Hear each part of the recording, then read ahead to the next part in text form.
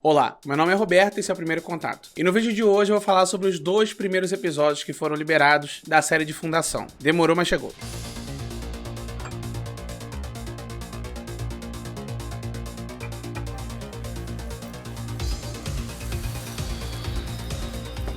Os 2 primeiros episódios saíram na Apple TV Plus e são deles que eu vou falar. Como esse é um vídeo de primeiras impressões, eu só vou me limitar a falar desses 2 episódios. Antes de tudo, como eu sempre faço aqui, uma contextualização sobre o livro original. Originalmente, Fundação foi lançada no formato de conto entre 1942 e 1950. O que é uma coisa bem comum de acontecer, aconteceu com Duna, aconteceu em Cântico para Leibowitz, acontece bastante, principalmente na época, porque a maioria dos autores lançavam ali originalmente e depois compilavam tudo, e foi também o que aconteceu com Fundação, que foi lançado no formato de romance mesmo, de livro fechado, em 1951. O livro é escrito pelo Isaac Asimov, que é um dos escritores mais famosos e prolíferos da ficção científica, então é claro que essa não é qualquer saga. Uma das maiores inspirações para Asimov foi um livro chamado Declínio e Queda do Império Romano, que ele usou de inspiração para poder fazer o seu Império Galáctico. Ainda que muita gente diga que Fundação é basicamente uma reinterpretação do Império Romano e da queda dele, na verdade, esse livro, assim como Duna, assim como outras ficções científicas, falam sobre a ascensão e queda de impérios, uma coisa que é bem comum no gênero. Como eu ainda tô falando sobre o livro, eu já mencionei Duna, vale lembrar que todo esse conceito de Império Galáctico é uma coisa que foi popularizada em Fundação. É engraçado que quando você pensa em Império Galáctico, as 2 séries que geralmente vêm na cabeça dos leitores é Duna e Fundação. Mas Duna já teve várias adaptações, já teve 2 filmes se você contar o do Villeneuve, e ainda teve 2 séries, mas Fundação por algum motivo nunca teve nenhuma adaptação, nem seriada, nem cinematográfica. E é por isso que essa série da Apple, por mais que ela ainda não esteja tão popular assim, ela é bem importante. E para quem não conhece a história de Fundação, vamos lá. Depois de 12 mil anos reinando absoluto, o Império Galáctico está prestes a sofrer a sua maior crise, que fará com que a humanidade entre em uma espiral de destruição que pode durar milênios. Mas através de uma ciência complexa conhecida como psicohistória, o matemático Hari Seldon apresenta um plano arriscado capaz de evitar esse declínio e preservar o conhecimento humano. Assim, ele estabelece a Fundação, onde os seus membros passam séculos catalogando a história em uma enciclopédia galáctica, e descobrimos se Seldon realmente pode salvar todos. Esse vídeo vai lembrar bastante o vídeo de primeiras impressões que eu fiz também de Admirável Mundo Novo, não porque as séries são iguais, mas porque ela divide bastante os fãs. Aqui existe uma clara diferença entre fidelidade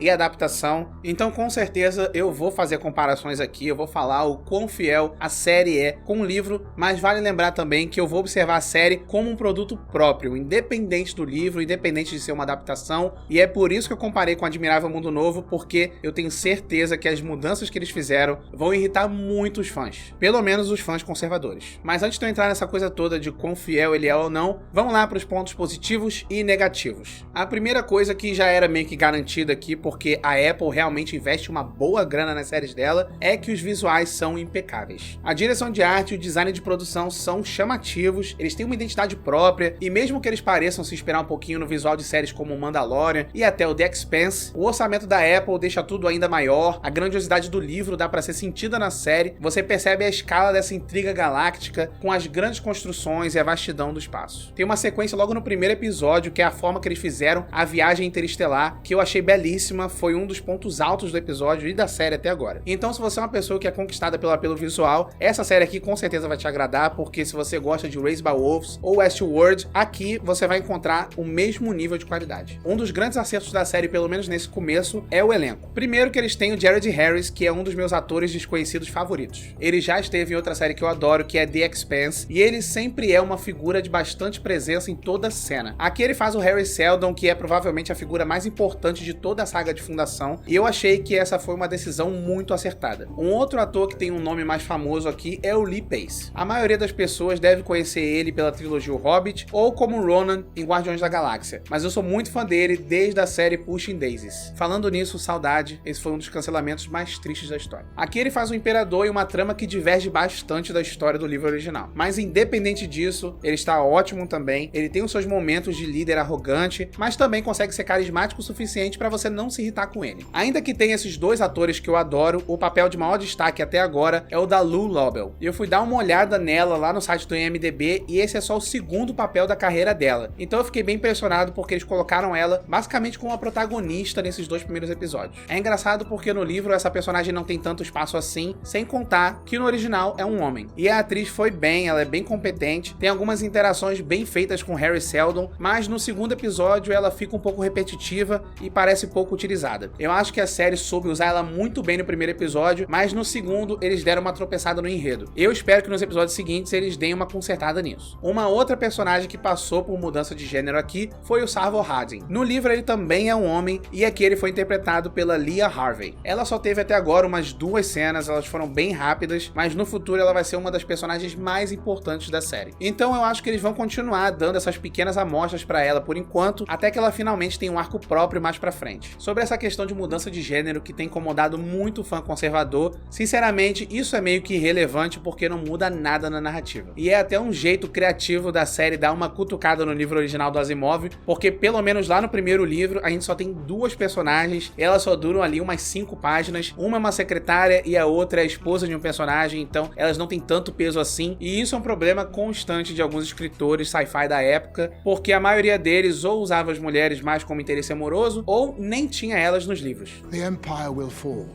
Interstellar wars will be endless.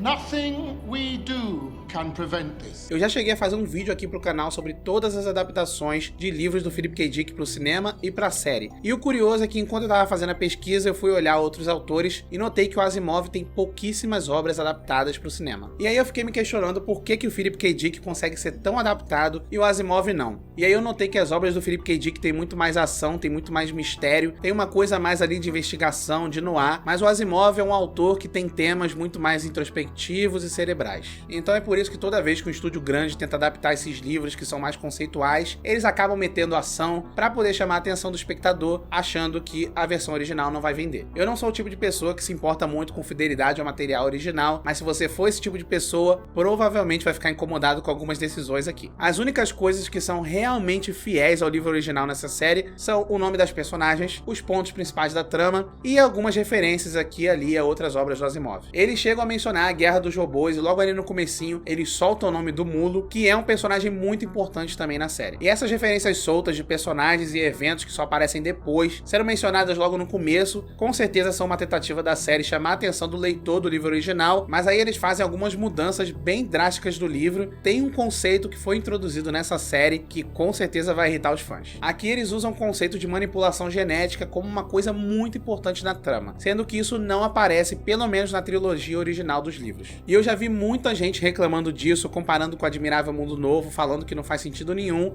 mas eu vou ser bem honesto com vocês, essa foi uma mudança que eu gostei. Ao contrário da série do Admirável Mundo Novo, que não soube usar o seu conceito-chave, Fundação usou isso para trazer um comentário interessante sobre o Império e o poder no comando sendo sempre da mesma pessoa, sem renovações, apenas a mesma ideia sendo repetida. Isso foi uma coisa que eu gostei, foi um comentário interessante e uma mudança relevante. Uma outra diferença que na verdade beneficia a série, o livro original do Asimov tinha muitas personagens e tinha vários saltos temporais, então é claro que nem todos eles tinham um bom desenvolvimento. Isso porque eu tô focando na trilogia original, porque o Asimov depois, ele foi fazer alguns derivados, alguns spin-offs dos livros, e aí ele conseguiu desenvolver melhor. Mas ainda assim, ele demorou pra fazer isso, e a série, não é que ela tenha consertado, mas ela aproveitou melhor esse elemento. Na versão da Apple, eles focam bastante nessa coisa de desenvolver o drama dos personagens, e eu até gostei dessa mudança, essa foi uma das poucas decisões que realmente justificou a adaptação. Mas agora que eu já falei dos pontos positivos, eu vou falar de algumas coisas que me preocuparam bastante, principalmente o tom, o ritmo e alguns temas que a série tenta trazer. Só tem uma reclamação dos fãs que eu concordo bastante, que é a motivação do Salvor Harding. Eu notei que a personagem já carrega uma arma ali, e em algumas imagens, alguns teasers, aparece ela no meio da ação, destruindo tudo, mas isso fica um pouco estranho porque o diferencial do personagem é exatamente o oposto. No livro, a personagem é muito mais persuasiva, consegue convencer uma sala inteira de inimigos a serem aliados e destruir uma ameaça apenas com palavras. E é aí que eu acho que está o maior erro na forma forma que adaptaram a série. Aqui eles tiveram a chance de criar algo novo, até melhorar o material original, mas acabaram abraçando mais do mesmo. Eles tinham à disposição livros que eram uma aula de diálogos espertos e eram cheios de amor pelo conceito de história, ciência e a própria humanidade, mas eles acabaram ficando com mais uma série de intriga política que foca muito mais em reviravolta,